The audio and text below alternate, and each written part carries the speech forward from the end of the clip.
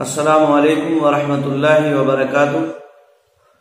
ان الحمد للہ نحمده ونستعینه ونستغفر ونعوذ باللہ من شرور انفسنا ومن سیئات اعمالنا من يهد الله فلا مضل له ومن يضلل فلا هادي له واشهد ان لا اله الا الله واشهد ان محمدا عبده ورسوله اما بعد فان خير الحديث كتاب الله وخير الهدي هدي محمد صلى الله عليه وسلم وشر الأمور محدثاتها وكل محدثة بدعة وكل بدعة ضلالة وكل ضلالة في النار فأعوذ بالله السميع العليم من الشيطان الرجيم بسم الله الرحمن الرحيم لقد من الله على المؤمنين إذ بعث فيهم رسولا من أنفسهم يتلو عليهم آياته ويزكيهم ويعلمهم الكتاب والحكمة وَإِن كَانُوا مِن قَبْلُ لَفِي ضَلَالٍ مُبِينٍ۔ آل عمران آیت نمبر 164۔ محترم ناظرین و سامعین کرام، ربیع الاول کا مہینہ سایہ فغن ہے اور اسلامی کیلنڈر کے حساب سے یہ تیسرا مہینہ ہے۔ جب یہ مہینہ آتا ہے مسلم علاقوں میں، مسلم بستیوں میں چہل پہل نظر آتی ہے اور نبی اکرم صلی اللہ علیہ وسلم کی محبت کے دعوے دار جشن اور جلوس، جھنڈی وغیرہ لگانے میں اپنے آپ کو مصروف کر لیتے ہیں۔ ایسے میں ایک سوال لوگوں کے درمیان میں گردش کرتا ہے اور وہ سوال یہ ہے کہ بعض لوگ، یا اسے خاص کر لیجئے اہل الحدیث، جو اپنے آپ کو قرآن و سنت کے دعوے دار بتاتے ہیں، قرآن و سنت پر چلنے کا دعویٰ رکھتے ہیں، نبی اکرم صلی اللہ علیہ وسلم کی سنتوں پر عمل کرنے کا دعویٰ رکھتے ہیں، وہ لوگ عید میلاد النبی کیوں نہیں مناتے؟ تو اس کے مختلف جواب خود ہی لوگ دیتے ہیں، سوال بھی خود کرتے ہیں اور جواب بھی دیتے ہیں، اور وہ جواب کچھ اس طرح سے ہوتے ہیں کہ یہ لوگ چونکہ نبی اکرم صلی اللہ علیہ وسلم سے محبت نہیں رکھتے، اس لیے آپ صلی اللہ علیہ وسلم کا جشن میلاد نہیں مناتے۔ اسی طرح سے کچھ لوگ یہ بھی کہتے ہیں کہ ابلیس کو جس طرح سے نبی اکرم صلی اللہ علیہ وسلم کی پیدائش سے دکھ ہوا تھا، اسی طرح سے یہ لوگ چونکہ ابلیس کے پیروکار ہیں، اس لیے ابلیس کی اتباع میں یہ لوگ جشن اور جلوس نہیں مناتے۔ اسی طرح سے اور بھی جوابات اس سوال کے دیے جاتے ہیں کہ اہل الحدیث جشن عید میلاد النبی کیوں نہیں مناتے؟ لیکن یاد رہے محترم بھائیوں، یہ سارے جواب ایسے ہی ہیں جیسے آپ کسی کسان کے پاس جا کر کسی بیماری کے بارے میں اور اس کی دوا کے بارے میں پوچھیں اور اس سے کہیں کہ یہ فلاں دوا کس مرض میں کام آتی ہے، یا فلاں اینٹی بائیوٹک کس مرض کے لیے استعمال کی جاتی ہے۔ اب ظاہر سی بات ہے، جو آدمی کسان ہے اس کی پوری زندگی کھیتی کسنئی میں گزر گئی اور اس کا اس سے کوئی واسطہ نہیں رہا، کسی بھی طرح کا کوئی تعلق نہیں رہا، وہ جو جواب دے گا اس کا وہ غلط ہی ہوگا۔ یا اسی طرح سے کوئی آدمی کسی ڈاکٹر کے پاس جائے اور کہے کہ زمین پڑی ہوئی ہے، اس کا نقشہ بنا کر مکان بنانا ہے، اس کا نقشہ بنا دیجیے۔ یا اسی طرح سے کسی بیج سے متعلق وہ سوال کرنے لگے کہ فلاں چیز جو ہے وہ کس موسم میں بوئی جائے گی، کس موسم میں اسے کاٹا جائے گا، اب ظاہر سی بات ہے جو آدمی ڈاکٹر ہے، جس کی زندگی ڈاکٹری میں گزر گئی، اسے کچھ تجربہ نہیں ہے کھیتی باڑی سے متعلق یا انجینئرنگ سے متعلق، وہ جو بھی جواب دے گا وہ غلط ہی جواب دے گا۔ تو ایسے ہی یہ جوابات بھی غلط ہیں۔ ہونا یہ چاہیے جو سوال کیا جا رہا ہے جس فن کے آدمی سے متعلق ہے وہ کیا جائے، اس فن والے سے کیا جائے۔ دوائی کے بارے میں معلوم کرنا ہے تو ڈاکٹر کے پاس جائیں، کھیتی باڑی سے متعلق سوال کرنا ہے تو کسان کے پاس جائیں، انجینئرنگ سے متعلق کوئی سوال ہے تو کسی ماہر انجینئر سے اس کے بارے میں ڈسکس کریں، جو وہ جواب دے اسے معتبر سمجھا جائے اور اسے مان لیا جائے۔ ایسے ہی اگر بات اہل الحدیث کے بارے میں ہے، یہ جشن عید میلاد النبی کیوں نہیں مناتے ہیں؟ کیا انہیں واقعی نبی اکرم صلی اللہ علیہ وسلم سے محبت نہیں ہے؟ کیا یہ واقعی شیطان کی اتباع اور اس کی پیروی کرنے والے لوگ ہیں؟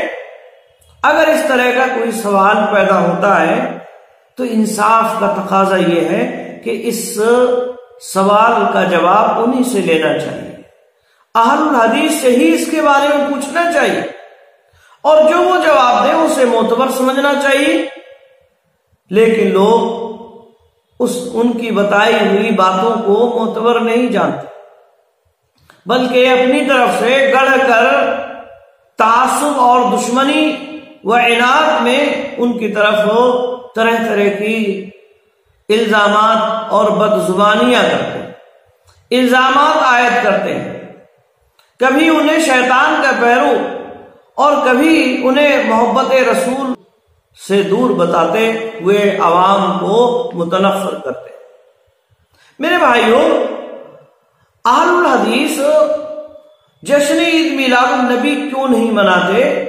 اس سوال کا جواب جاننے سے پہلے آئیے ہم ایک نظر جشن عید میلاد النبی پر ڈالتے ہیں کہ یہ جشن عید میلاد النبی آخر اس کی ابتدا کیسے ہوئی، اور یہ جشن یا جلوس اس سے پہلے، آج سے پہلے اللہ کے نبی صلی اللہ علیہ وسلم نے، صحابہ کرام یا ائمہ مجتہدین وغیرہ نے منایا ہے یا نہیں منایا ہے؟ تو یقین جانیے آپ اللہ کے نبی صلی اللہ علیہ وسلم سے اس تعلق سے کسی بھی طرح کی کوئی رہنمائی ہمیں نہیں ملتی۔ آپ صلی اللہ علیہ وسلم نے جشن اور جلوس اپنی پیدائش کے دن منایا ہو، اس کا کوئی ثبوت آپ کو نبی اکرم صلی اللہ علیہ وسلم کی زندگی میں نہیں ملے گا۔ صحابہ کرام رضوان اللہ تعالی علیہ مجمعین کی زندگی میں اس طرح کا کوئی جشن آپ کو نہیں ملے گا جس کے اندر جھنڈے لگائے گئے ہوں اور نبی اکرم صلی اللہ علیہ وسلم کی ولادت والے دن یا 12 ربیع الاول کو باقاعدہ لوگ اکٹھا ہو کر جشن اور جلوس مناتے ہوئے عوام ریلی کی شکل میں نکلتے ہوں۔ ایسا کوئی بھی جلوس ہمیں نہ صحابہ کرام رضوان اللہ تعالی علیہ مجمعین کی زندگی میں بلکہ ائمہ مجتہدین کی زندگی میں نظر نہیں آتا۔ کسی بھی امام نے اس طرح کا جشن اور جلوس نہیں منایا ہے، بلکہ اللہ کے نبی صلی اللہ علیہ وسلم کی پیدائش کو لے کر ہم دیکھیں تو اس قدر اختلاف سیرت کی کتابوں میں اور آپ صلی اللہ علیہ وسلم سے متعلق لکھی ہوئی کتابوں میں، تاریخ کی کتابوں میں اختلاف ملے گا کہ آدمی پریشان ہے کہ آخر کس کو صحیح مانے اور کس کو غلط مانے۔ آپ صلی اللہ علیہ وسلم کی ولادت کو لے کر 4 موقعوں پر اختلاف ہے علماء کرام کے درمیان میں، اور وہ ہے آپ صلی اللہ علیہ وسلم کس سن میں پیدا ہوئے، یعنی سن کون سی تھی۔ اس تعلق سے کافی اختلاف لوگوں میں پایا جاتا ہے۔ جو مشہور روایت ہے وہ عام الفیل کی ہے، یعنی ہاتھیوں والا جو واقعہ پیش آیا تھا اس سال آپ صلی اللہ علیہ وسلم کی ولادت ہوئی۔ حالانکہ اس واقعے سے کتنے دن پہلے ہوئی، کتنے دن بعد ہوئی، اس میں بھی اختلاف ہے. کوئی 40 دن، کوئی 50 دن بتلاتا ہے. کوئی کہتا ہے آپ صلی اللہ علیہ وسلم اس سے 10 سال پہلے پیدا ہو چکے تھے، کوئی کہتا ہے 10 سال بعد پیدا ہوئے تھے. غرض یہ کہ کس سن میں آپ صلی اللہ علیہ وسلم کی ولادت ہوئی، اس میں علماء نے اختلاف کیا ہے. اگرچہ مشہور بات یہی ہے کہ آپ صلی اللہ علیہ وسلم عام الفیل کو پیدا ہوئے.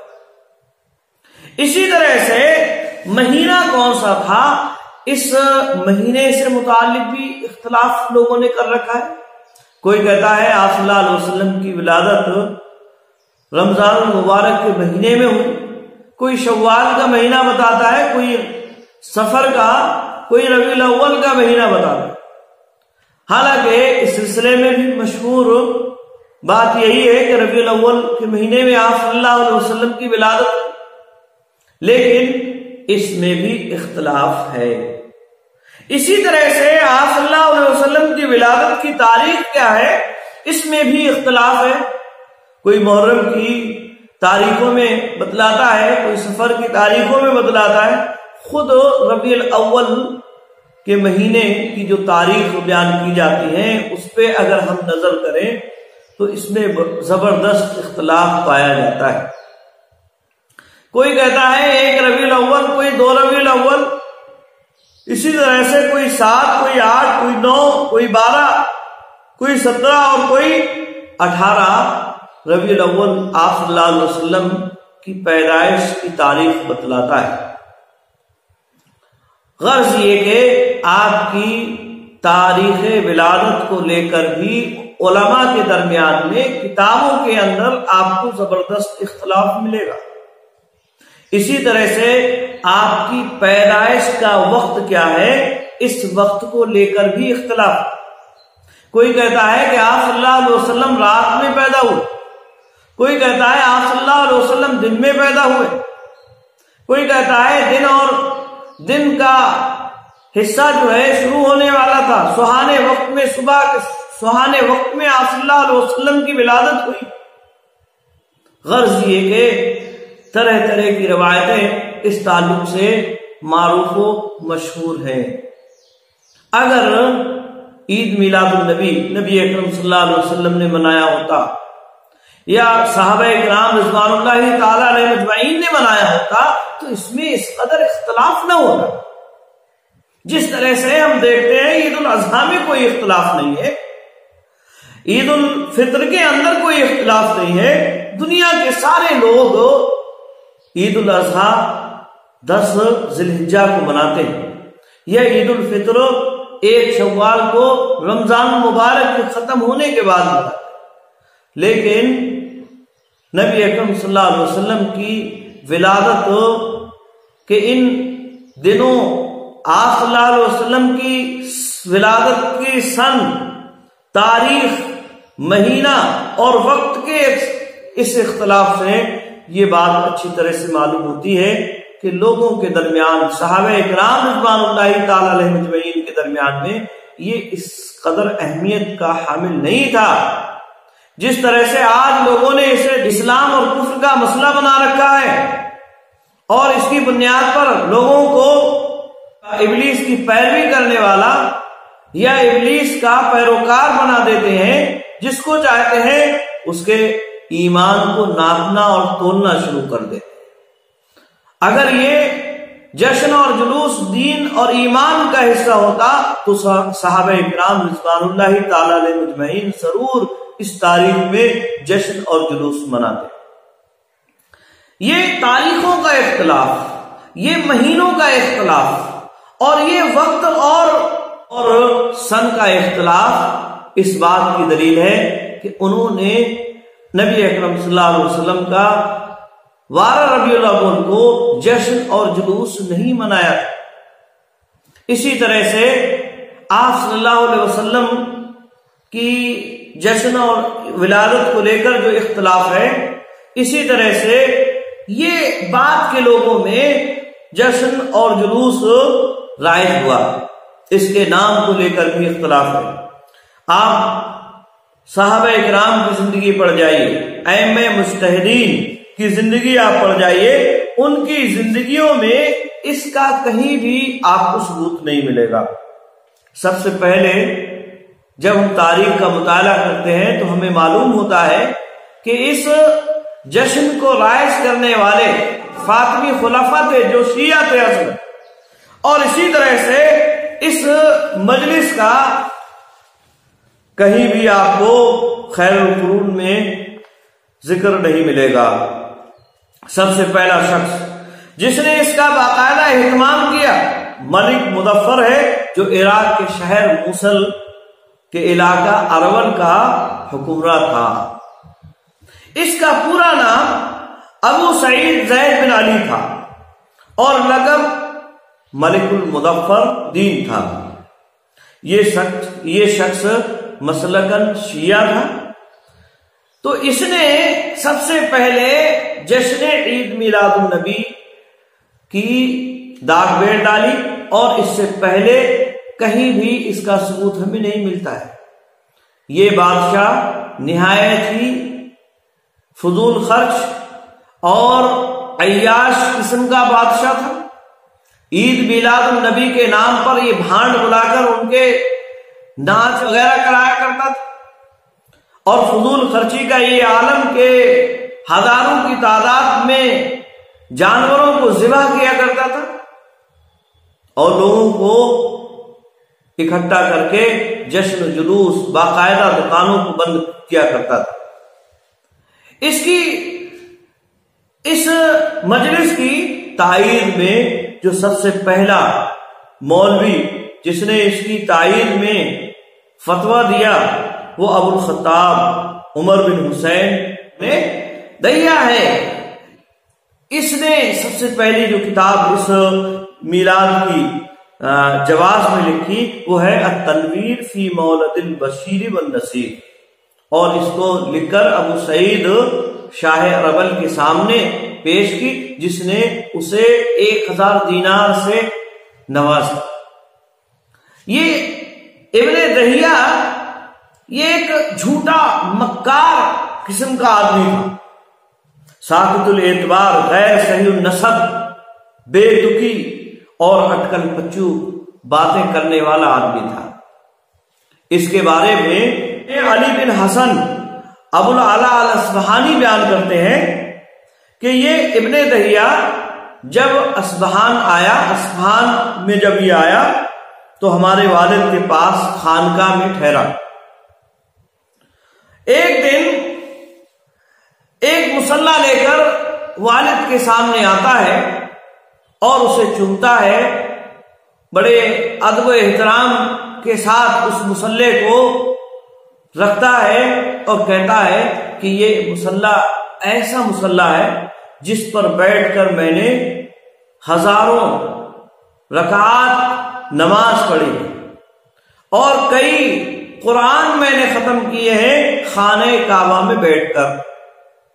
والد صاحب نے، علی بن حسین کہتے ہیں، میں والد صاحب اس کی بڑی عزت و توقیر کرتے تھے، اس کا مصلی لیا، والہانہ انداز میں اسے چوما اور اسے سر پر رکھا۔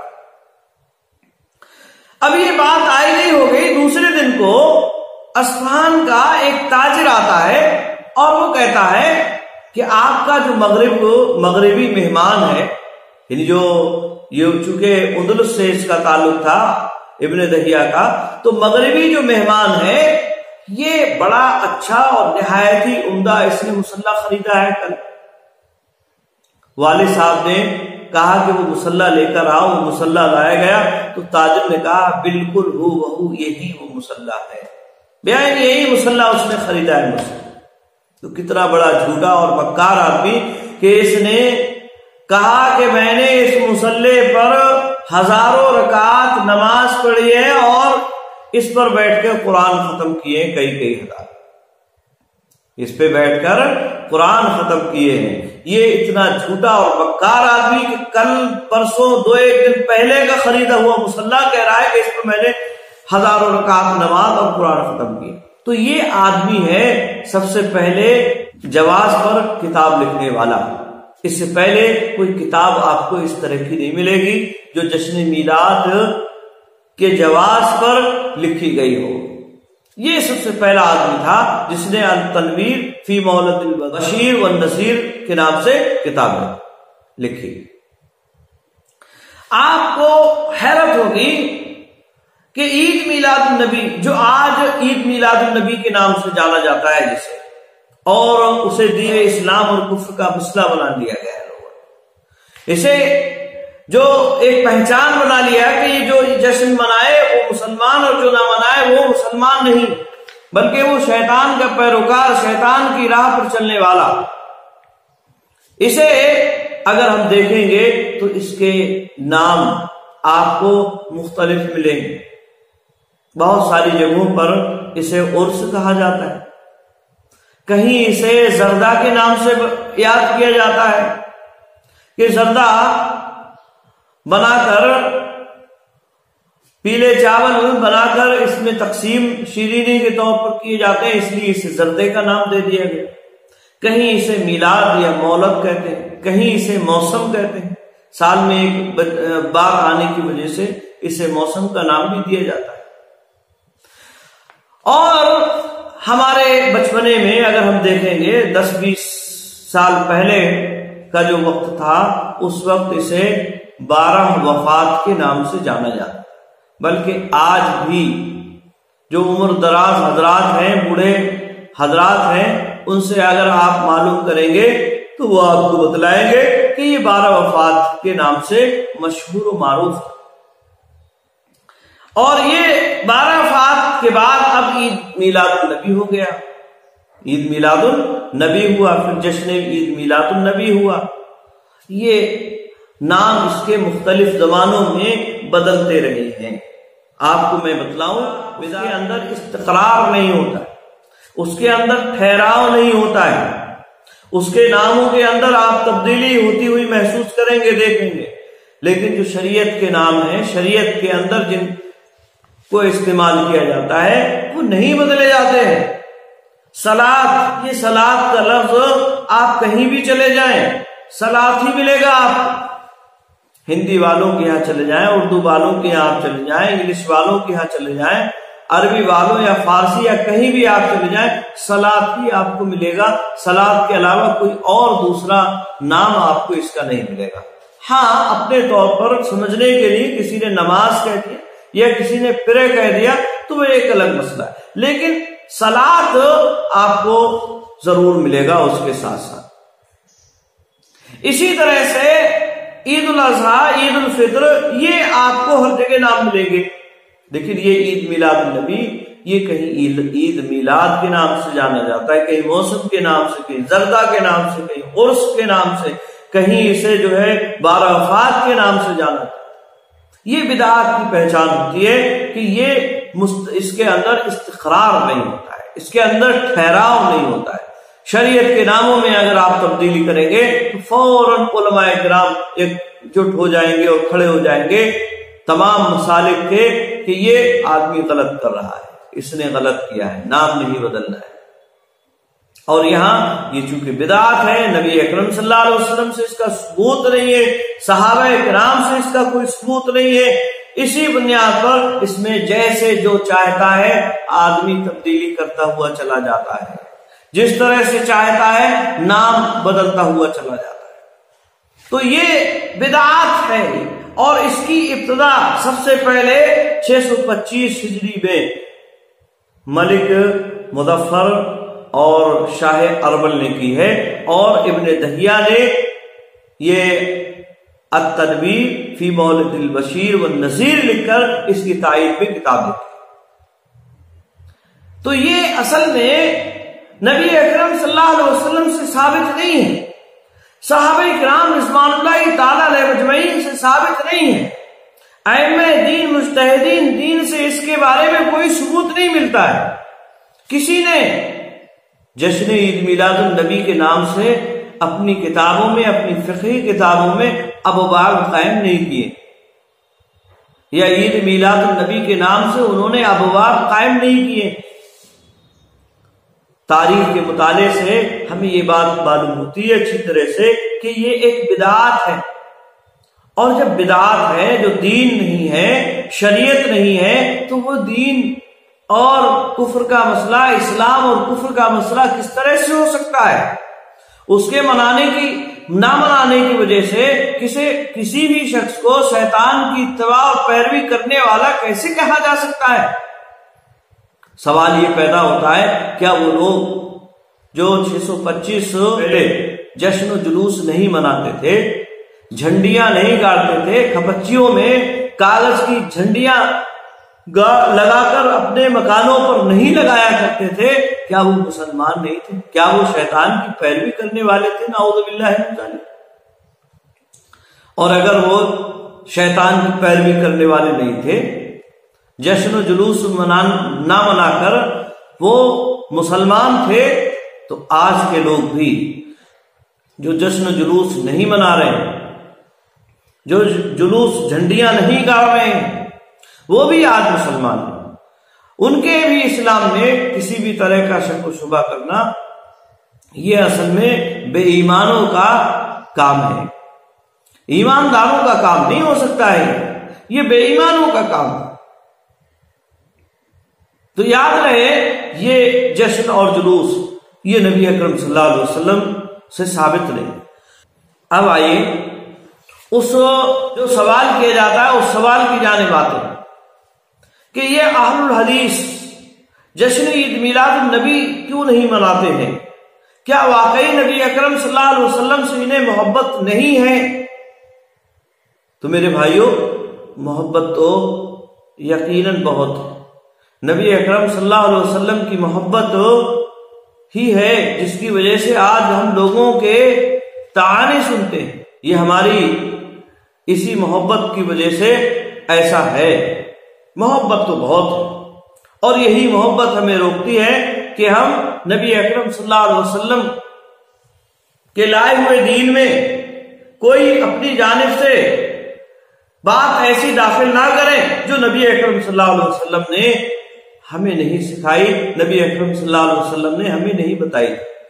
آپ صلی اللہ علیہ وسلم جب اس دنیا سے گئے تو آپ صلی اللہ علیہ وسلم پر دین مکمل ہو گیا۔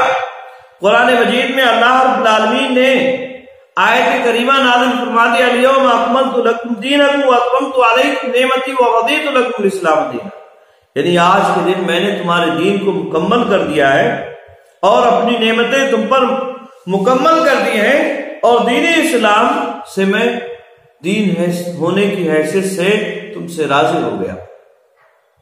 تو آپ صلی اللہ علیہ وسلم پر دین مکمل ہو گیا، اب اس کے اندر کسی بھی طرح کی کمی یا زیادتی کی گنجائش نہیں رہی۔ آپ صلی اللہ علیہ وسلم نے اپنی احادیث کے ذریعے سے اس بات کی ممانعت فرما دی کہ دین میں کوئی بھی نیا کام داخل کرنا یہ مردود ہے، ایسا کرنا جائز اور درست نہیں ہے۔ آپ صلی اللہ علیہ وسلم نے فرمایا، من احدث فی امرنا ھذا ما لیس علیہ امرنا فہو رد، بخاری اور مسلم کی روایت کہ جس نے ہمارے اس دین میں، یعنی اس دین میں، دین اسلام میں کوئی نئی بات ایجاد کی جس پر ہمارا دین دلالت نہیں کرتا ہے تو وہ مردود ہے۔ اسی طرح سے حضرت انس رضی اللہ تعالیٰ عنہ بیان فرماتے ہیں کہ چند اصحاب نبی صلی اللہ علیہ وسلم کی ازواج مطہرات کے پاس آئے تاکہ آپ کی عبادت کے بارے میں دریافت کریں۔ جب ان لوگوں کو نبی اکرم صلی اللہ علیہ وسلم کی عبادت کے بارے میں بتایا گیا کہ آپ صلی اللہ علیہ وسلم اس طرح سے عبادت کیا کرتے تھے، رات میں اتنا نماز پڑھتے تھے اور اتنا سویا کرتے تھے، تو ان لوگوں نے یہ خیال کیا کہ آپ تو بخشے بخشائے ہیں، آپ کو زیادہ عبادت کی ضرورت نہیں ہے، ہم گناہگار ہیں، خطا کار ہیں، ہمیں اور زیادہ عبادت کرنے کی ضرورت ہے۔ لہذا ان میں سے ایک آدمی نے یہ کہا کہ میں رات بھر عبادت میں گزاروں گا، اللہ رب العالمین کی رات بھر عبادت کرتا رہوں گا۔ دوسرا کہتا ہے کہ اب میں ہمیشہ روزہ رکھوں گا، کبھی افطار نہیں کروں گا، یعنی روزہ نہیں چھوڑوں گا کبھی۔ تیسرا کہتا ہے عبادت میں رکاوٹ بیوی بچے بنتے ہیں، ان کی وجہ سے آدمی عبادت میں اپنا وقت نہیں دے پاتا ہے، لہذا میں شادی ہی نہیں کرتا۔ آپ اندازہ لگائیے یہ کون لوگ ہیں؟ یہ صحابہ کرام رضوان اللہ تعالی علیہم اجمعین ہیں، جو اس امت کے نبی اکرم صلی اللہ علیہ وسلم کے بعد سب سے بہترین شخصیتیں ہیں۔ ان سے بہتر ان کے بعد کوئی پیدا نہیں ہوا اور نہ کوئی پیدا ہوگا، سب سے بہتر لوگ ہیں۔ اور جو یہ عہد و پیمان کر رہے ہیں اپنے آپس میں، وہ کام کیا ہے؟ وہ عبادت ہے، اس سے بہتر کوئی کام نہیں ہے۔ ایک کہہ رہا ہے کہ میں رات بھر نماز پڑھوں گا، کوئی گانا سننے کے لیے یا اسی طرح سے فحش کوئی سننے کے لیے یا کرنے کے لیے عہد و پیمان نہیں کر رہا ہے، بلکہ نماز پڑھنے کے لیے عہد و پیمان ہو رہا ہے۔ دوسرا کہہ رہا ہے کہ میں ہمیشہ روزہ رکھوں گا، روزہ رکھنے کی ایک بات کر رہا ہے جو اللہ رب العالمین کے لیے رکھا جائے گا۔ اللہ رب العالمین نے جس کے بارے میں فرمایا صوم لی، روزہ میرے لیے ہے اور میں ہی اس کا بدلہ دوں گا، اس کے بارے میں یہ کہہ رہا ہے۔ اور تیسرا عبادت کے لیے اپنے بیوی اور بچوں کو تیاگ دینے کی بات کرتا ہے، شادی نہ کرنے کی بات کرتا ہے۔ لوگ اچھے ہیں، نیت بھی اچھی ہے ان کی، اور جو کام کرنے جا رہے ہیں وہ کام بھی اچھے ہیں۔ نماز پڑھنے سے بہتر اور کون سا کام ہو سکتا ہے؟ روزہ رکھنے سے بہتر اور کون سا کام ہو سکتا ہے؟ اسی طرح سے عبادت کی خاطر اپنے آپ کو خالی کر لینا، تنہا کر لینا، اس سے بہتر اور کیا کام ہو سکتا ہے؟ لوگ اچھے ہیں، نیت اچھی ہے، کام بھی اچھے ہیں، لیکن نبی اکرم صلی اللہ علیہ وسلم کو جب یہ معلوم ہوتا ہے کہ کچھ لوگ آئے اور وہ اس طرح کی باتیں کر کے گئے ہیں، آپ صلی اللہ علیہ وسلم نے صحابہ اکرام رضوان اللہ تعالی علیہ اجمعین کو اکٹھا فرمایا مسجد کے اندر، اور وہاں بات رکھی اور کہا کہ کچھ لوگ ایسے ایسے آئے اور اس طرح سے کہہ رہے ہیں، یاد رکھو میں تم میں سب سے زیادہ متقی ہوں، سب سے زیادہ پرہیزگار ہوں، لیکن اس کے باوجود میں رات میں عبادت بھی کرتا ہوں اور سوتا بھی ہوں، میں روزے رکھتا بھی ہوں اور روزے نہیں بھی رکھتا ہوں، میں نے شادی بھی کر رکھی ہے۔ فمن رغب عن سنتی فلیس منی، جس نے میری سنت سے اعراض کیا اس کا مجھ سے کوئی تعلق نہیں۔ یہ بخاری اور مسلم کی روایت، صحیح ترین روایت۔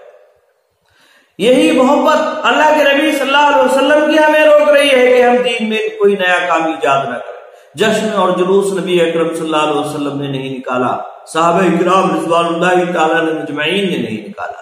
یہی محبت تقاضا کرتی ہے کہ ہم جشن و جلوس نہ نکالیں، نبی اکرم صلی اللہ علیہ وسلم کے دین میں کسی بھی طرح کی کوئی نئی بات ایجاد نہ کریں۔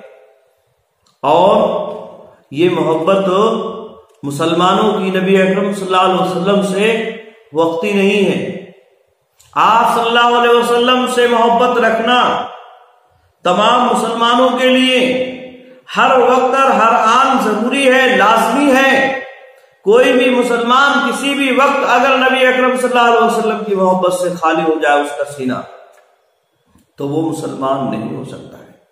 حضرت انس اور اسی طرح سے حضرت عبداللہ ابن عمر رضی اللہ تعالیٰ عنہ سے اس طرح کی کئی روایات نبی اکرم صلی اللہ علیہ وسلم سے ثابت ہیں کہ آپ صلی اللہ علیہ وسلم نے فرمایا لا یؤمن احدکم حتی اکون احب الیہ من والدہ وولدہ والناس اجمعین، کہ تم میں سے کوئی آدمی مومن نہیں ہو سکتا ہے یہاں تک کہ میں اس کے نزدیک اس کے والد، اس کی اولاد اور اسی طرح سے تمام لوگوں سے زیادہ محبوب نہ ہو جاؤں۔ اسی طرح سے حضرت عمر رضی اللہ تعالیٰ عنہ نے ایک موقع پر کہا اے اللہ کے نبی صلی اللہ علیہ وسلم، میرے نزدیک تمام دنیا کے لوگوں سے سب سے زیادہ محبوب ہے سوائے میرے نفس کے، الا نفسی، سوائے میرے نفس کے۔ آپ صلی اللہ علیہ وسلم نے ارشاد فرمایا عمر ابھی تمہارا ایمان مکمل نہیں، ابھی تم پختہ مومن نہیں ہوئے ہو یہاں تک کہ میں تمہارے نزدیک تمہاری جان سے بھی زیادہ محبوب نہ ہو جاؤں۔ تو حضرت عمر رضی اللہ تعالیٰ عنہ نے فرمایا اے اللہ کے نبی صلی اللہ علیہ وسلم آپ میرے نزدیک میری جان سے بھی زیادہ محبوب۔ اب الآن یا عمر، اے عمر اب تم پکے مسلمان۔ تو نبی اکرم صلی اللہ علیہ وسلم کی محبت اہل ایمان کے لیے لازم اور ضروری ہے، اس کے بغیر کوئی آدمی مسلمان نہیں رہتا ہے، اور یہ محبت ایک لمحے کے لیے بھی اگر ختم ہو جائے تو آدمی مسلمان نہیں رہتا ہے۔ ایک لمحے کے لیے بھی یہ محبت ختم نہیں ہو سکتی ہے اہل ایمان کے دل سے۔ اگر انہی جھنڈی گاڑنے کا نام محبت ہے، انہی کھپچی لگانے کا نام محبت ہے، ان کاغذ کے ٹکڑوں کا نام محبت ہے، اسی جشن اور جلوس کا نام محبت ہے، تو یہ محبت کیسی ہے جو ایک مرتبہ سال میں آتی ہے اور سال کے 300 سے زائد دنوں میں غائب رہتی ہے۔ یہی محبت ہمیں اس بات کا تقاضا کرتی ہے، اسی محبت سے اب یہ معلوم ہوتا ہے کہ اب یہ سب باتیں جو محبت کے نام پر کی جا رہی ہیں یہ حقیقت میں محبت نہیں ہے، یہ حقیقت میں محبت نہیں ہے۔ یہی محبت رسول ہمیں اس بات کا تقاضا کرتی ہے کہ ہم اس جشن اور جلوس نہ منائیں، کیونکہ یہ اگر محبت ہے تو پھر ہمیں پورے سال منانا چاہیے، صحابہ اکرام کو منانا چاہیے، نبی اکرم صلی اللہ علیہ وسلم کو اس کا حکم دینا چاہیے، ائمہ مجتہدین کو منانا چاہیے، ائمہ مجتہدین کو اس کو حکم دینا چاہیے۔ لیکن نہ نبی اکرم صلی اللہ علیہ وسلم نے جشن و جلوس منایا، نہ صحابہ اکرام نے جشن و جلوس منایا، نہ ائمہ مجتہدین نے جشن و جلوس منایا۔ حضرت امام حنیفہ رحمہ اللہ ہے، یہ حضرت امام مالک رحمہ اللہ ہے، یہ امام شافعی، امام احمد بن حنبل ہے، ان میں سے کسی نے بھی نبی اکرم صلی اللہ علیہ وسلم کی ولادت کے دن جشن و جلوس نہیں منائے۔ تو کیا یہ بات ماننے کے لائق ہے کہ وہ لوگ نبی اکرم صلی اللہ علیہ وسلم سے محبت نہیں کرتے؟ ان کے سینے نبی اکرم صلی اللہ علیہ وسلم کی محبت سے خالی تھے، اور وہ شیطان کی نعوذ باللہ پیروی کرنے والے؟ یقیناً ایسی بات ان کے بارے میں رکھنا، سوچنا یہ نہایت ہی غلط بات ہے اور یہ بدترین گستاخی ہے۔ تو لوگوں کو سوچنا چاہیے جو کام خیر القرون میں دین نہیں وہ آج دین کیسے ہو سکتا ہے، جو کام خیر القرون میں شیطان کی اتباع اور پیروی نہیں وہ آج شیطان کی اتباع اور پیروی کیوں کر ہو سکتا ہے۔ اسی طرح سے اگر محبت انہی جشن اور جلوس کا نام ہے، انہی کاغذ اور لکڑی کی کھپچیوں کا نام محبت ہے، تو جب جشن و جلوس ختم، کاغذ کے ٹکڑے اور یہ کھپچیاں ختم، تو محبت بھی ختم ہو جانا چاہیے۔ کیا کوئی مسلمان اس بات کا عقیدہ رکھ سکتا ہے کہ یہ کاغذ کے ٹکڑے ختم تو اس کے دل سے نبی اکرم صلی اللہ علیہ وسلم کی محبت بھی ختم ہو جاتی ہو، آپ صلی اللہ علیہ وسلم سے پیار اور محبت جو اس کے دل میں ہے وہ ختم ہو جاتا ہو؟ یقیناً نہیں۔ لہذا یہ جشن، جلوس یا اسی طرح سے کاغذ کے ٹکڑے اور یہ لکڑی کی کھپچیاں یہ محبت کی دلیل نہیں ہے۔ یہ اصل میں بدعات نکال کر لوگ شیطان کی پیروی کر رہے ہیں، شیطان کو خوش کر رہے ہیں۔ اور جو یہ پڑھا جاتا ہے نثار تیری چہل پہل پر ہزار عیدیں ربیع الاول، سوائے ابلیس کے جہاں میں سبھی تو خوشیاں منا رہے ہیں، یہ حقیقت میں یہ شیطان خوشیاں منا رہا ہے ان کو دیکھ کر۔ ابلیس غم نہیں کر رہا ہے، بلکہ شیطان انہی کے ان جشن و جلوس کو دیکھ کر خوشیاں منا رہا ہے، اسی کو دیکھ کر وہ جشن و جلوس منا رہا ہے۔ اسی کو دیکھ کر کسی شاعر نے کہا ہے اے 12 ربیع الاول کیسا دیا تو نے فراق، تاجدار دو جہاں دنیا سے جا رہے ہیں، غمگین ہے کونوں مکان، فلک بھی اشکبار ہے مگر ابلیس کے حواری، بڑی دھوم سے خوشیاں منا رہے ہیں۔ اسی کے جواب میں کسی شاعر نے یہ بات کہی۔ تو اللہ کے نبی صلی اللہ علیہ وسلم کی محبت دین اور ایمان کا حصہ ہے، اس میں کسی بھی طرح کا نقص پیدا ہو جانا یہ آدمی کے اسلام کے لیے خطرہ ہے۔ یہ محبت ہی ہمیں اس بات کا تقاضا کرتی ہے، روکتی ہے نبی اکرم صلی اللہ علیہ وسلم کی کہ ہم نبی اکرم صلی اللہ علیہ وسلم کے لائے ہوئے دین میں کوئی بھی بات اپنی طرف سے ایجاد نہ کریں، کوئی بھی بات نبی اکرم صلی اللہ علیہ وسلم کے لائے ہوئے دین میں اپنی طرف سے نہ داخل کریں، کیونکہ جو دین میں ہم داخل کریں گے وہی حقیقت میں نبی اکرم صلی اللہ علیہ وسلم کے خلاف بات ہوگی، آپ صلی اللہ علیہ وسلم کی اتباع کے خلاف بات ہوگی۔ اللہ رب العالمین نے قرآن مجید کے اندر ارشاد فرمایا، قل ان کنتم تحبون اللہ فاتبعونی یحببکم اللہ۔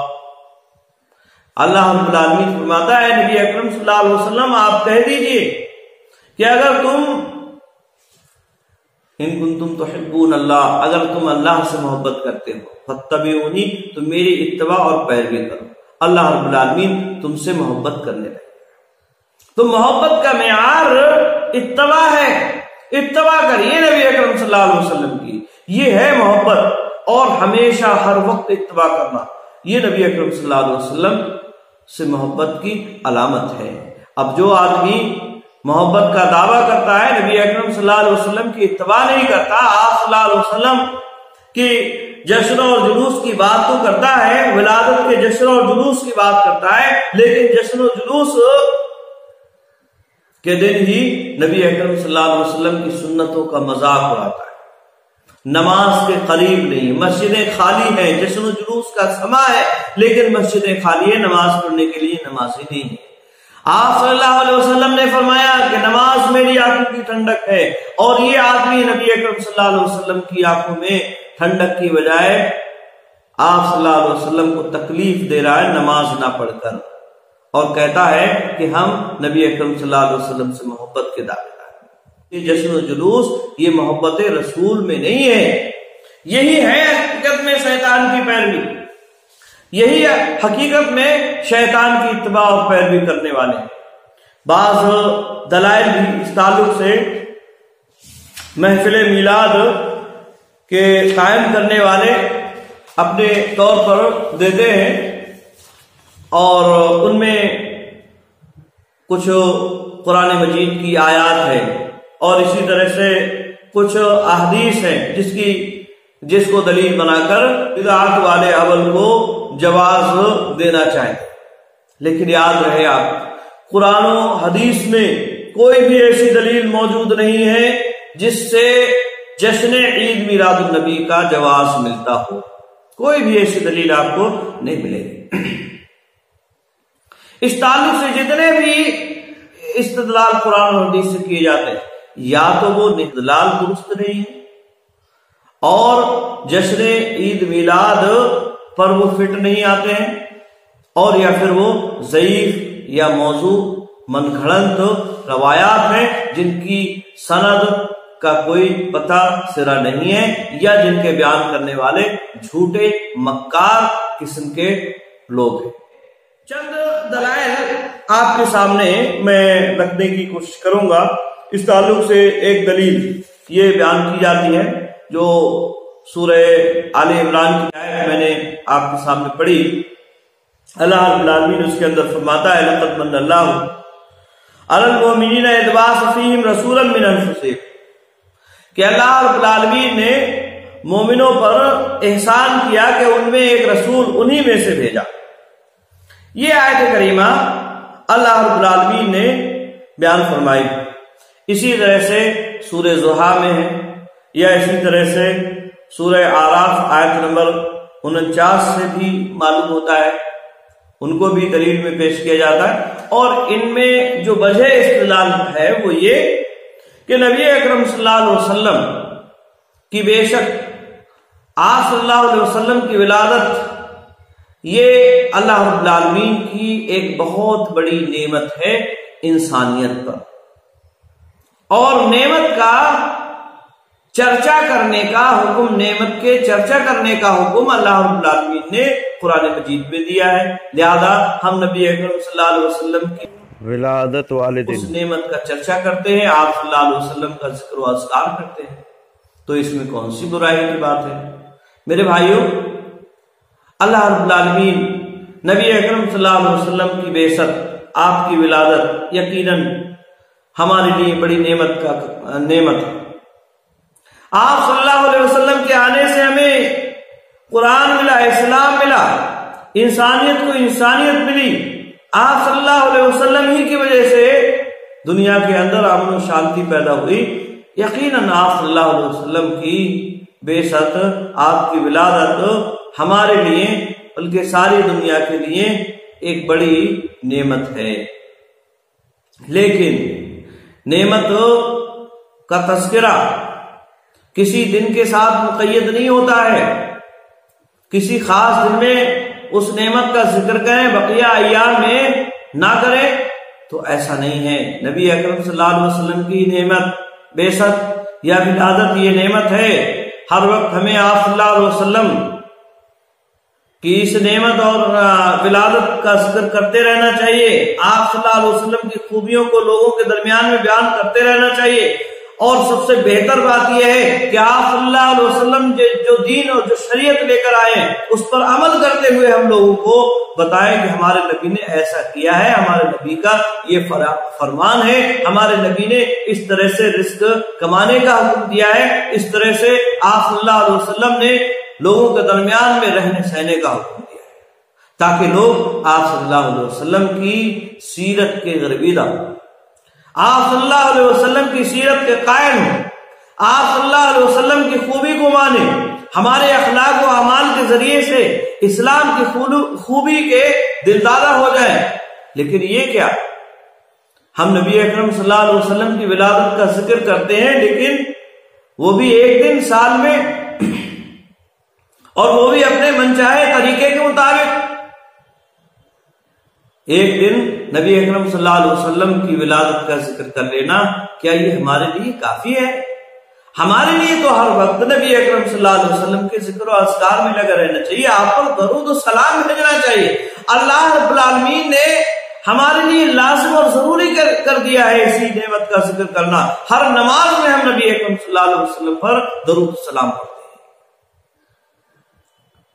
مہینے یا سال کا مسئلہ نہیں ہے، یہ تو ہر روز کا مسئلہ ہے۔ ہر روز آپ صلی اللہ علیہ وسلم کی بعثت کا ذکر، آپ پر درود و سلام کا ذکر، یہ ہر وقت ہمیشہ کرتے رہنا چاہیے ایک مومن کے لیے، ایک مسلمان کے لیے۔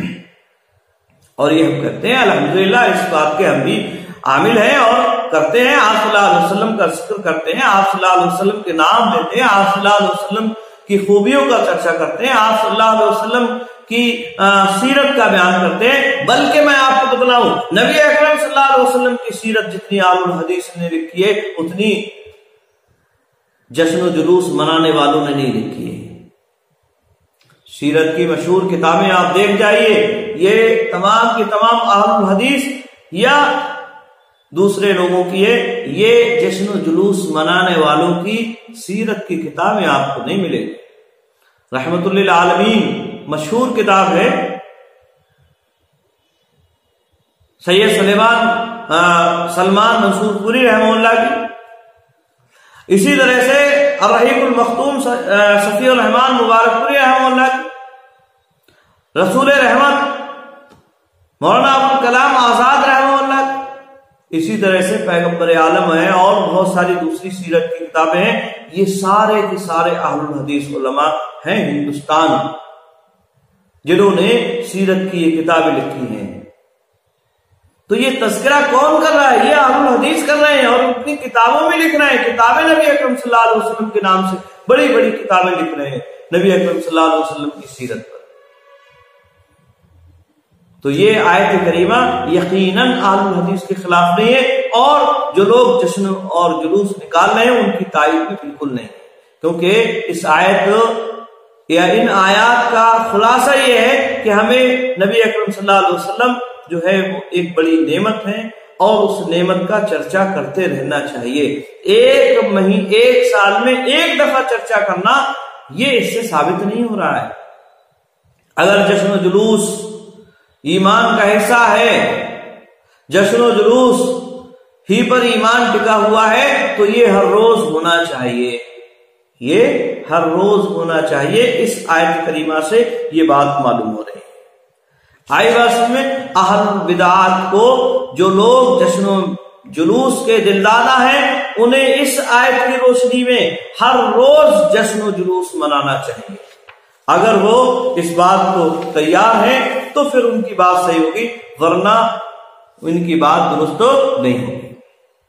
اسی طرح سے ایک دوسری دلیل قرآن مجید کی ایک اور آیت پیش کی جاتی ہے، سورہ اعراف آیت نمبر 32. اس کے اندر اللہ رب العالمین نے فرمایا قل من حرم زینۃ اللہ التی اخرج لعبادہ. کیا ہے نبی اکرم صلی اللہ علیہ وسلم آپ کہیے کون ہے جس نے اللہ رب العالمین کی زینت کو حرام کیا جو اس نے اپنے بندوں کے لیے نکالی ہے. یہ آیت کریمہ دلیل میں پیش کی جاتی ہے اس بات کے کہ نبی اکرم صلی اللہ علیہ وسلم کا جلوس، پیدائش کا جلوس اور جشن نکالنا چاہیے، عید میلاد النبی منانا چاہیے. میرے بھائیوں، یہ آیت کریمہ ان کفار اور مشرکین سے متعلق ہے جو خانہ کعبہ میں ننگ دھڑنگ آ کر تلبیہ پکارتے تھے اور حج وغیرہ کیا کرتے تھے اور وہاں آ کر عبادت کرتے تھے. نبی اکرم صلی اللہ علیہ وسلم کو یہ حکم دیا جا رہا ہے کہ یہ جو تم کر رہے ہو، یہ جو تمہارا عمل ہے، اس کا حکم کس نے دیا ہے؟ کس نے یہ کہا ہے کہ تم اللہ رب العالمین نے جو زینت اختیار کرنے کا حکم دیا اسے چھوڑ کر ننگے ہو جاؤ، ننگے طواف کرو؟ تو یہ آیت کریمہ ایک خاص پس منظر میں اللہ رب العالمین نے بیان فرمائی. اس کا تعلق جشن عید میلاد سے بالکل ہے ہی نہیں. تعجب اور افسوس اور لطیفے کی بات یہ ہے کہ یہی وہ لوگ ہیں جب اہل الحدیث کفر اور شرک، ان کے شرکیہ اعمال پر قرآن مجید کی آیات بیان کرتے ہیں، ان کو ان کے سامنے بیان کرتے ہیں تو کہتے ہیں لو دیکھو یہ ہمارے اوپر وہ آیتیں پیش کر رہے ہیں جو کفار اور مشرکین سے متعلق ہے. کیا انہیں یہ اپنا اصول یہاں یاد نہیں رہا کہ یہ کفار مشرکین سے متعلق آیت ہے، اس سے ہم دلیل پکڑے جشن عید میلاد النبی منانے پر؟ بھلا کوئی تک ہے اس سے کوئی دلیل پکڑے گا؟ کسی محدث اور کسی مفسر نے اس سے نبی اکرم صلی اللہ علیہ وسلم کے جشن اور جلوس پر، آپ کی پیدائش کے جلوس پر دلیل پکڑی ہے؟ کیا امام حنیفہ رحمہ اللہ، ان کے شاگردان یا اسی طرح سے ائمہ مجتہدین دوسرے، ان میں سے کسی نے اس آیت کریمہ سے یہ دلیل پکڑی ہے کہ نبی اکرم صلی اللہ علیہ وسلم کا جشن اور جلوس ان کی پیدائش کے دن منایا جائے؟ یقیناً نہیں. ایسا کوئی بھی محدث نہیں گزرا ہے جس نے اس آیت کریمہ کو عید میلاد النبی کے جواز میں پیش کیا. اسی طرح سے ایک تیسری دلیل پیش کی جاتی ہے اور وہ یہ ہے کہ حدیث شریف میں چند آدمیوں کا آواز ملا کر نعت شریف پڑھنا اور نبی اکرم صلی اللہ علیہ وسلم کو اس کو سن کر دعا دینا ثابت ہے. تو آپ صلی اللہ علیہ وسلم کا ذکر و عزم کرنا کسی صحابی کا، یہ ہم اس کو کبھی غلط نہیں کہتے، بلکہ ہم خود نبی اکرم صلی اللہ علیہ وسلم کا ذکر کرتے ہیں. عید میلاد النبی کی یہ دلیل تو اس وقت ہوتی جب 12 ربیع الاول کو ایسا کیا ہوتا اور جشن و جلوس نکالا ہوتا. کیا ایسا ان روایات میں موجود ہے؟ یقیناً آپ کو ان روایات میں کہیں بھی اس بات کا کوئی ثبوت نہیں ملے گا کہ انہوں نے یہ 12 ربیع الاول کو کیا یا اسی طرح سے جشن و جلوس نکال کر کیا، جھنڈے لگائے گھروں پر، یا اسی طرح سے اور جو فضول خرچیاں آج کے زمانے میں عید میلاد النبی کے نام پر کی جا رہی ہیں وہ تمام کیے ہوں.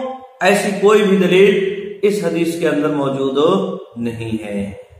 لہذا ذکر و غار کرنا یہ ممنوع نہیں ہے۔ اللہ کے نبی کا ذکر کیا جائے، آپ صلی اللہ علیہ وسلم کی نعت بیان کی جائے، آپ کی خوبیوں کا ذکر ہو، لیکن اس کے لیے کوئی دن متعین کر لینا، یہ کہاں اللہ کے نبی صلی اللہ علیہ وسلم پھر اسی دن کو خاص کر لیا جائے، کہاں ایسا ثابت اللہ کے نبی صلی اللہ علیہ وسلم؟ اس کے لیے کوئی دن متعین نہیں ہے۔ آپ صلی اللہ علیہ وسلم کی محبت کے لیے دن متعین کیا جائے گا اور اس کے لیے تعریف اور توصیف آپ صلی اللہ علیہ وسلم کی کسی خاص ایک دن میں کی جائے گی، یقیناً یہ محبت کرنے والوں کی بات نہیں ہے۔ اسی طرح سے ایک اور دلیل بیان کی جاتی ہے، سورہ فتح کی ایک آیت ہے، اس میں اللہ رب العالمین نے فرمایا وَتُعَزِّرُوهُ وَتُوَقِّرُوهُ، کہ تم ان کی عزت کرو اور ان کی توقیر کرو۔ یعنی نبی اکرم صلی اللہ علیہ وسلم کے تعلق سے یہ حکم دیا مسلمانوں کو، صحابہ کرام رضوان اللہ تعالی علیہم اجمعین کو اللہ رب العالمین نے، کہ تم نبی اکرم صلی اللہ علیہ وسلم کی عزت کرو اور ان کی توقیر بیان کرو۔ تو یاد رہے، نبی اکرم صلی اللہ علیہ وسلم کی عزت کرنا، آپ کی توقیر کرنا، یہ ہر مسلمان پر واجب ہے۔ جو آپ صلی اللہ علیہ وسلم کی عزت نہ کرے وہ مسلمان ہے، وہ کافر ہے، یقیناً اس کا ٹھکانہ جہنم ہے۔ لیکن عزت اور توقیر یہ جشن اور جلوس سے ثابت ہوتی ہے، اس کا کیا ثبوت ہے؟ کیا اس آیت کریمہ کو سن کر صحابہ کرام رضوان اللہ تعالی علیہم اجمعین نے جشن اور جلوس نکالے، اپنے گھروں کے دروازوں پر جھنڈے گاڑے؟ کیا انہوں نے نبی اکرم صلی اللہ علیہ وسلم کی ولادت والے دن ایسا عمل دہرایا اور مدینہ کی گلیوں میں خبرچیوں پر کاغذ لگا کر نکالتے ہوئے جلوس نکالا انہوں نے؟ یقیناً نہیں۔ صحابہ کرام نے یہ عمل اس آیت کریمہ کو سن کر نہیں کیا ہے۔ وہ آپ صلی اللہ علیہ وسلم کی عزت کرتے تھے کہ آپ کے مقابلے میں اپنی بات کو چھوڑ دیا کرتے تھے، آپ کا حکم اگر آ گیا تو فوراً اسے سر آنکھوں پر تسلیم کر لیا کرتے تھے، اور اس کے بعد کسی بھی طرح کی کوئی چونچرا نہیں ہوا کرتی تھی۔ آپ صلی اللہ علیہ وسلم نے کوئی حکم دے دیا، کوئی فرما دیا، کسی طرح کا حکم دیا، فوراً صحابہ کرام رضوان اللہ تعالی علیہ اجمعین نے اس کو مان لیا۔ شراب کی حکمت نازل ہوتی ہے، مدینہ کے اندر کئی سال پرانی شراب رکھی ہوئی ہے، صحابہ کرام رضوان اللہ تعالی علیہ اجمعین کے گھروں پر شراب کی حرمت نازل ہوئی۔ انہوں نے شراب کے مٹکوں کو مدینہ کی گلیوں میں اڑے۔ کسی نے یہ نہیں پوچھا کہ اللہ کے نبی صلی اللہ علیہ وسلم یہ تو بڑی قیمتی ہے، اسے ہم بیچ لیں یا یہ کر لیں کہ وہ کر لیں۔ اسی طرح سے اللہ کے نبی صلی اللہ علیہ وسلم نے گدھے کے گوشت کھانے سے منع فرمایا۔ خیبر کے دن ندا دینے والے نے ندا دی کہ اللہ کے نبی صلی اللہ علیہ وسلم تمہیں منع فرماتے۔ نہا رسول اللہ صلی اللہ علیہ وسلم عن لحوم حمر الاہلیہ، گھریلو گدھے کے گوشت کھانے سے نبی اکرم صلی اللہ علیہ وسلم منع فرماتے۔ صحابہ کرام نے یہ نہیں سوچا کہ یہ گدھے ہمارے قیمتی سامان تھے، آج ان کا گوشت پک رہا ہے، ہم آج کھا لیں اور اس کے بعد چھوڑ دیں گے، نہیں، فوراً جو ہانڈیوں میں پک رہا تھا گوشت اسے فوراً پھینک دیا صحابہ کرام رضوان اللہ تعالی علیہ اجمعین نے۔ تو صحابہ کرام کا عمل تو یہ ہے، آپ صلی اللہ علیہ وسلم کا حکم آ کر آیا، فوراً اس کی تعمیل کرتے ہیں۔ یہ ہے عزت اور توقیر، یہ ہے نبی اکرم صلی اللہ علیہ وسلم کی حقیقی عزت اور حقیقی توقیر۔ مگر یہ کیا جشن و جلوس کے نام پر ہم گلے پھاڑتے ہیں، لیکن نماز پڑھنے کے لیے مسجد کے قریب سے نکلتے ہوئے چلے جاتے ہیں، جلوس چیختا اور چلاتا نعرے بازی کرتا ہوا نکل جاتا ہے، ادھر اذان ہو رہی ہے، اذان کی پرواہ نہیں ہے، اور جشن و جلوس میں بڑے بڑے دعوے کرتے ہوئے نکلتے ہوئے چلے جا رہے ہیں۔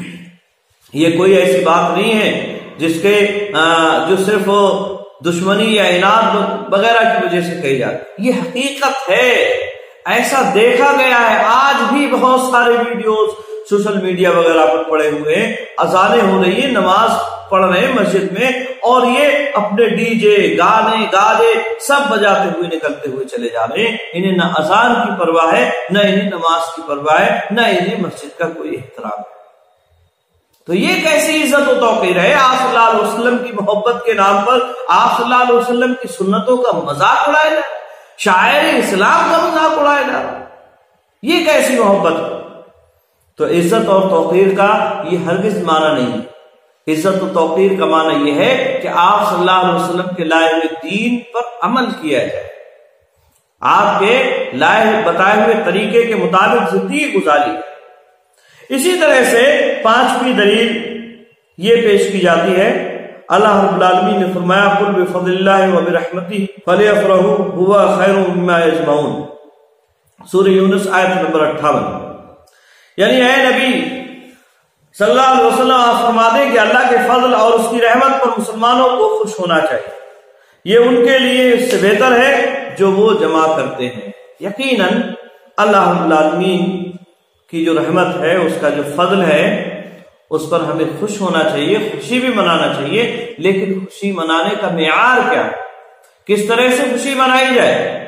اللہ رب العالمین نے خوشی منانے کے لیے ہمیں جو دن عطا فرمائے کہ ان کے اندر ہمیں کیا کرنے کا حکم دیا ہے؟ اللہ کے نبی صلی اللہ علیہ وسلم جب مدینہ ہجرت کر کے گئے تو آپ نے دیکھا کہ مدینہ کے اندر لوگ 2 دن خوشی کے ہیں، ان کے یہاں 2 دن عید کے ہیں، 2 دن وہ خوشیاں مناتے ہیں۔ آپ صلی اللہ علیہ وسلم نے ان سے کہا کیا میں تمہیں ان کے بدلے میں اور جو دوسرے اچھے اور بہتر دن عطا فرما دوں؟ صحابہ کرام رضوان اللہ تعالی علیہ مجمعین نے کہا کیوں نہیں اللہ کے نبی صلی اللہ علیہ وسلم، آپ ضرور ہمیں بتلائیں۔ آپ صلی اللہ علیہ وسلم نے انہیں عید الاضحیٰ اور عید الفطر عطا فرمائی۔ عید الاضحیٰ اور عید الفطر میں کیا ہے، کیا کرنے کے لیے حکم دیا اللہ کے نبی صلی اللہ علیہ وسلم نے؟ کیا اس میں جھنڈے لگانے کا حکم دیا صلی اللہ علیہ وسلم نے؟ کیا جشن اور جلوس میں نعرے بازی کرنے کا حکم دیا؟ اپنے مخالفین پر تبرہ کرنے کا حکم دیا؟ اس میں اپنے مخالفین کو برا بھلا کہنے کا نبی اکرم صلی اللہ علیہ وسلم نے حکم دیا؟ یقیناً ایسا اللہ کے نبی صلی اللہ علیہ وسلم نے نہیں کیا، بلکہ اس میں کیا ہے، صحابہ کرام رضوان اللہ تعالی علیہ مجمعین کو کیا کرنے کا حکم دیا اللہ کے نبی صلی اللہ علیہ وسلم؟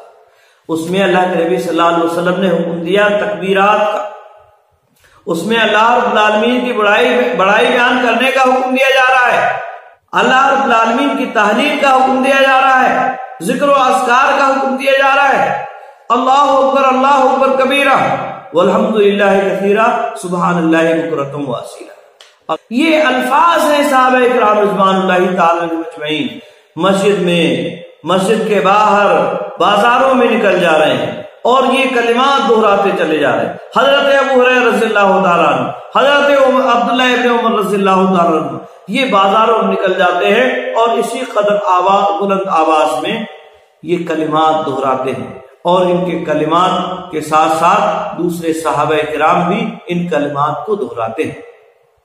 تو یہ ہے سکھایا نبی اکرم صلی اللہ علیہ وسلم نے ہمیں عید میں خوشی کے موقع پر کرنے والا عمل۔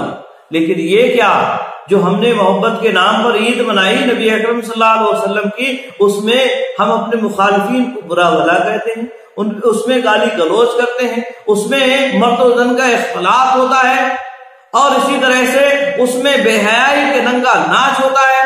اس میں ایسی کون سی برائی ہوتی ہے جو ادا نہ کی جاتی؟ تو میرے بھائیوں، یہ حقیقت میں محبت نہیں ہے۔ یہ اسی طرح سے چھٹی دلیل محفل میلاد کے جواز میں جو پیش کی جاتی ہے وہ یہ اللہ رب العالمین کا فرمان ہے وَذَكِّرْهُمْ بِأَيَّامِ اللَّهِ، سورہ ابراہیم آیت نمبر 5۔ اس میں اللہ رب العالمین حضرت موسیٰ علیہ السلام کو مخاطب کرتے ہوئے فرماتا ہے اے موسیٰ تم اپنی امت کو اللہ کے دن یاد دلاؤ، اور یہاں ایام اللہ سے مراد وہ اللہ رب العالمین کے احسانات ہیں جو اس نے بنی اسرائیل پر کیے تھے، جیسے انہیں منہ و سلوہ نازل فرمایا تھا ان کے لیے، یا اسی طرح سے اور بہت ساری نعمتیں اللہ رب العالمین نے ان پر نازل فرمائی تھی۔ تو اللہ رب العالمین نے ان پر اپنی نعمتوں کو یاد کرنے کا حکم دیا ہے، لہذا نبی اکرم صلی اللہ علیہ وسلم بھی ایک نعمت ہے، ان کا بھی ہمیں ذکر کرتے رہنا چاہیے۔ میرے بھائیوں، اس کا کس نے منع کیا ہے؟ کیا حضرت موسیٰ علیہ السلام نے صرف صرف ایک دن ایسا کرنے کا حکم دیا؟ اللہ رب العالمین نے صرف ایک دن کے لیے حکم دیا کہ ایک دن ایسا کر لیا کرو؟ یقیناً نہیں، اللہ رب العالمین نے ایسا حکم نہیں دیا تھا۔ لہذا اس سے دلیل پکڑنا یہ نہایت احمقانہ بات ہے۔ اللہ رب العالمین کی جو نعمتیں ہیں ان کو ہمیشہ یاد رکھنا چاہیے، ہر وقت رکھنا چاہیے۔ نبی اکرم صلی اللہ علیہ وسلم بھی اللہ رب العالمین کی بڑی نعمت ہے، لہذا آپ کا بھی ذکر ہمیشہ ہوتے رہنا چاہیے۔ لیکن ایک دن متعین کر لینا اور اسی میں کرتے رہنا، تو یہ کہاں یہ عزت ہوئی؟ یہ تو اور بے عزتی کی بات ہوئی کہ سال کے اتنے دنوں میں صرف ایک دن نبی کے لیے خاص کیا، ایک دن نکالا ہے نبی صلی اللہ علیہ وسلم کی محبت کے لیے۔ یہ محبت ہے، یہی محبت ہونا چاہیے۔ بلکہ محبت تو یہ ہے کہ نبی اکرم صلی اللہ علیہ وسلم کے لیے ہمیشہ، ہر وقت، ہر آن جشن و جلوس نکالا جائے۔ آپ صلی اللہ علیہ وسلم کی اگر یہ محبت کی علامت ہے تو ہر وقت اس میں جلوس نکالتے رہنا چاہیے۔ تو لہذا اسے دلیل میں پیش کرنا یہ بالکل غلط ہے۔ اسی طرح سے ساتویں دلیل یہ بیان کی جاتی ہے کہ اللہ رب العالمین نے قرآن مجید کے اندر بیان فرمایا، قال عیسیٰ ابن مریم اللہم ربنا انزل علینا مائدۃ من السماء تکون لنا عیدا لاولنا وآخرنا، المائدہ آیت نمبر 114، کہ حضرت عیسیٰ علیہ السلام نے کہا ہے اللہ ہمارے اوپر زبان نازل فرما آسمان سے، جو ہمارے لیے، ہمارے اول والوں کے لیے اور آخر والوں کے لیے نہیں، جو ابھی موجود ہیں ان کے لیے اور جو بعد میں آنے والے ہیں ان سب کے لیے عید کا دن ہو جائے۔ یعنی وہ خوان کا اترنا، مائدہ کا اترنا، جب یہ جشن اور عید کا دن ہو سکتا ہے تو ہمارے لیے نبی اکرم صلی اللہ علیہ وسلم کی پیدائش کا دن عید کا کیوں نہیں ہو سکتا؟ یہ ہے اہل بدعت کا استدلال۔ سب سے پہلی بات تو یہ ہے کہ یہ حضرت عیسیٰ علیہ السلام کی امت کا معاملہ ہے، انہوں نے ایسا کیا۔ حضرت عیسیٰ علیہ السلام نے، اگر آپ صلی اللہ علیہ وسلم کی ولادت واقعی ہمارے لیے عید کا دن ہوتا تو نبی اکرم صلی اللہ علیہ وسلم اس کا حکم ہمیں فرما دیتے کہ تم جو ہے اس دن خوشی مناؤ اور اس دن جو ہے ایسا کرو ویسا کرو، جشن و جلوس نکالو اور اس میں جو ہے کپچیوں میں کاغذ لگا کر اس کو خوب بلند کرو، مکانوں پہ لگاؤ، دکانوں پہ لگاؤ۔ یہ نبی اکرم صلی اللہ علیہ وسلم ایسا حکم دیتے، لیکن ایسا حکم نبی اکرم صلی اللہ علیہ وسلم نے نہیں دیا۔ لہذا یہ آیت کریمہ بھی اہل بدعات کے لیے دلیل نہیں بن سکتی ہے۔ اسی طرح سے ایک اور دلیل حدیث سے بیان کی جاتی ہے کہ آپ صلی اللہ علیہ وسلم سے سوموار کے روزے سے متعلق پوچھا گیا کہ آپ صلی اللہ علیہ وسلم اس دن روزہ کیوں رکھتے ہیں؟ تو آپ نے فرمایا یوم وَإِسْتُفِيهِ وَوُلِدْتُ کہ یہ وہ دن ہے جس میں نبی بنایا گیا، اسی دن میں پیدا ہوا، اور یہی وہ دن ہے جس میں مجھ پر شریعت نازل کی گئی۔ یعنی آپ صلی اللہ علیہ وسلم نے عید کا دن خود یعنی اپنی ولادت کا دن خود منایا ہے۔ میرے بھائیوں، یقین جو صحیح بات ہے، درست بات ہے، اسے اپنانے میں کوئی حرج کی بات نہیں ہے۔ آپ صلی اللہ علیہ وسلم نے جس طرح سے عید کا دن منایا ہے ہم اس طرح سے منانے کے لیے تیار ہیں اور اسی طرح کے عید منانے کی آپ کو دعوت دیتے ہیں۔ آپ صلی اللہ علیہ وسلم نے روزہ رکھ کر اپنے ولادت کے دن کو منایا ہے، لہذا ہمیں بھی ولادت کے دن کو اگر منانا ہے تو روزہ رکھ کے منائیں، اور پھر ہر سوموار کو آپ صلی اللہ علیہ وسلم نے منایا ہے، ہر سوموار کو منانا چاہیے۔ یہ سال میں صرف ایک دفعہ محبت امٹ آتی ہے اور باقی دنوں میں یہ محبت کہاں غائب ہو جاتی ہے؟ اگر یہ محبت سچی ہے تو ہر سوموار کو نبی اکرم صلی اللہ علیہ وسلم کی اتباع میں روزہ رکھنا چاہیے، جو کہ عین سنت کے مطابق ہے۔ اور پھر میں آپ کو ایک اور بات بتلاؤں کہ آپ صلی اللہ علیہ وسلم نے اپنی ولادت والے دن روزہ رکھ کر اس بات کی جانب بھی اشارہ فرما دیا کہ لوگ اسے عید نہ بنا لیں، کیونکہ عید والے دن روزہ رکھنا حرام ہے۔ عید الفطر ہو یا عید الاضحیٰ ہو، ان دنوں میں روزہ رکھنا اللہ رب العالمین نے حرام کیا ہے، نبی اکرم صلی اللہ علیہ وسلم نے اسے جائز قرار نہیں دیا ہے۔ بلکہ ہفتے کی عید جو جمعہ ہے اس دن بھی خصوصیت کے ساتھ روزہ رکھنا اللہ کے نبی صلی اللہ علیہ وسلم نے منع فرما دیا۔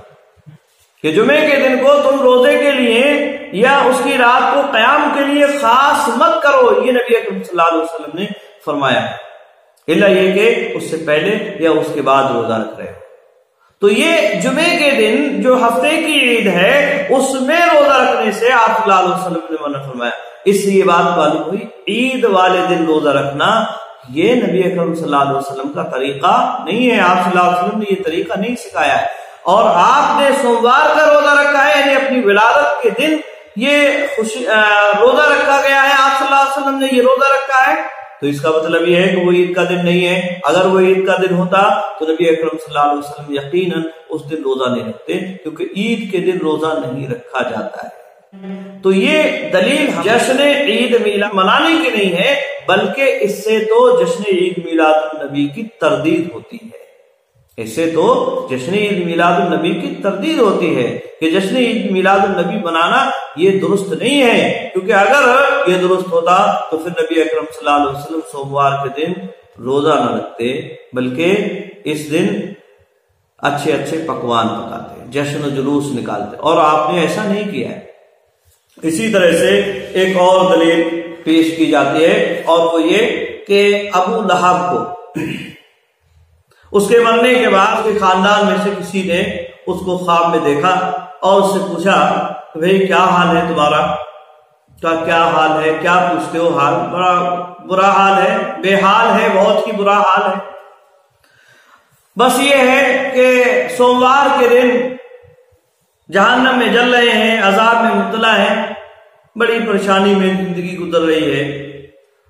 بس یہ ہے کہ سوموار کے دن تھوڑا سا پانی مل جاتا ہے، اور وہ اس وجہ سے کہ میں نے محمد صلی اللہ علیہ وسلم کو جب وہ شعیبہ نے خوشخبری آ کر دی کہ تمہارے یہاں بھتیجا پیدا ہوا ہے تو میں نے اس کو آزاد کر دیا تھا، یعنی اس کی خوشی میں نے منائی تھی، تو اس وجہ سے سوموار کے دن تھوڑا سا پانی مل جاتا ہے۔ تو یہ دلیل پیش کی جاتی ہے کہ یہ جو ہے ایک کافر کو جب نبی اکرم صلی اللہ علیہ وسلم کی خوشی منانے سے فیض مل سکتا ہے، اسے فائدہ ہو سکتا ہے، تو مسلمانوں کو بھلا کیوں نہیں ہو سکتا ہے فائدہ؟ میرے بھائیوں، یہ ایک خواب کی بات ہے۔ خواب کس کا ہے؟ کافر ہے یا مسلمان ہے، اس کی کوئی گارنٹی نہیں ہے، کوئی پتہ نہیں ہے۔ پھر کافر ہو یا مسلمان ہو، خواب ہوتا ہے، کسی کا بھی معتبر نہیں ہے سوائے انبیاء علیہ السلام کے۔ انبیاء کے خواب معتبر ہوتے ہیں، کسی بھی انسان کا خواب معتبر نہیں ہوتا ہے۔ لہذا اس خواب کی بات کا کیسے اعتبار کیا جا سکتا ہے؟ اور پھر یہ خواب کس کا ہے یہ بھی نہیں معلوم ہے کہ کافر ہے کہ مسلمان ہے۔ قرینہ قیاس یہ ہے کہ وہ خواب کافر ہی کا ہوگا، کسی کافر نے دیکھا ہوگا، حالانکہ اس کی کوئی دلیل موجود نہیں، یعنی اس کے خاندان والوں میں سے کسی نے دیکھا ہے تو ممکن ہے یہ کافر ہی نے دیکھا ہو۔ تو یہ ایک تو خواب کی بات ہے، دوسرا یہ خواب کس نے دیکھا ہے اس بات کی گارنٹی نہیں ہے۔ انبیاء علیہ السلام کو خواب معتبر ہوتا ہے، لہذا اس کو دلیل میں پیش کرنا نہایت ہی غلط بات ہے۔ اور پھر یہ خواب خود قرآن مجید سے ٹکرا رہا ہے۔ اللہ رب العالمین نے ما تبت یدا ابی لہب وتب ما اغنی عنہ مالہ وما کسب، کہ ابو لہب برباد ہو گیا، ہلاک برباد ہو گیا، اس کے کچھ بھی کام نہیں آیا، اس کا مال اور جو بھی کچھ اس نے کمایا تھا۔ ما اغنی عنہ مالہ وما کسب، جو کچھ اس کا مال تھا یا اس نے جو کمایا ہے وہ کچھ بھی اس کے کام نہیں آیا۔ قرآن یہ کہہ رہا ہے کہ اس کے کام نہیں آیا، اور یہ خواب یہ کہہ رہا ہے کہ اسے سوموار کے دن ایک لوڈی کے آزاد کرنے کی وجہ سے خوشی ملی، جبکہ وہ لوڈی اس نے نبی اکرم صلی اللہ علیہ وسلم کو رسول جاننے کی وجہ سے آزاد نہیں کی، بلکہ وہ ایک خاندانی محبت میں کہ بھتیجا تھا اس وجہ سے آزاد کی۔ تو دین جب آپ صلی اللہ علیہ وسلم نے اس کے سامنے پیش کیا تو وہ مخالف ہو گیا، اور آپ صلی اللہ علیہ وسلم کو بددعائیں دینے لگا۔ قرآن کہتا ہے کہ اس کا کوئی بھی کمایا ہوا عمل قابل قبول نہیں، اور یہ خواب کہتا ہے کہ اس کا یہ عمل قابل قبول ہو گیا۔ نعوذ باللہ من ذالک۔ یہ وہ لوگ ہیں جنہیں دلیل نہ ابو بکر سے ملی، نہ عثمان، نہ عمر سے ملی، نہ عثمان اور علی سے ملی، نہ طلحہ اور زبیر سے ملی، نہ عبد الرحمن ابن عوف اور دیگر صحابہ عشرہ مبشرہ سے ملی، نہ صحابہ اکرام سے ملی، نہ امہات المومنین سے، نہ ائمہ اکرام تبع تابعین اور تبع تابعین اور ائمہ دین سے انہیں دلیل ملی۔ دلیل ملی بھی تو کس سے ملی؟ جس کے بارے میں اللہ رب العالمین نے فرمایا تبت یدا ابی لہب وتب، کہ ابو لہب برباد ہو گیا، اس کے دونوں ہاتھ ٹوٹ گئے اور اس کا کوئی بھی کام اس سے فائدہ نہیں پہنچا ہے۔ اس سے دلیل ملی ہے، دلیل قرآن اور حدیث سے نہیں ملی۔ اور یہاں ایک آدمی کی گواہی مانی جا رہی ہے، خبر واحد ویسے ظنی ہوتی ہے اور اس سے دلیل نہیں پکڑی جا سکتی، اس کو دلیل نہیں بنایا جا سکتا، لیکن یہاں ایک آدمی کی بات مانی جا رہی ہے۔ یہ کیسے اصول ہے، یہ کیسی شریعت بنائی ہے لوگوں نے؟ اپنے موافق ملا تو اسے قبول کر لیا، اور اگر اپنے موافق نہیں ہے تو اسے رد کر دیا۔ یہ چند دلائل لوگ اس تعلق سے بیان کرتے ہیں، جن کے تعلق سے میں نے آپ کے سامنے رکھا کہ ان میں کوئی بھی دلیل اس لائق نہیں ہے جس کی بنیاد پر جشن عید میلاد النبی جو آج کل منایا جا رہا ہے اس کا جواز ثابت ہوتا ہو۔ اللہ رب العالمین سے دعا ہے کہ اللہ رب العالمین ہمیں بدعات و خرافات سے محفوظ رکھے، جب تک اس دنیا کے اندر رکھے، ایمان پر قائم و دائم رکھے، ہمارا خاتمہ ہو ایمان پر ہو۔ آمین۔ وآخر دعوانا الحمدللہ رب العالمین۔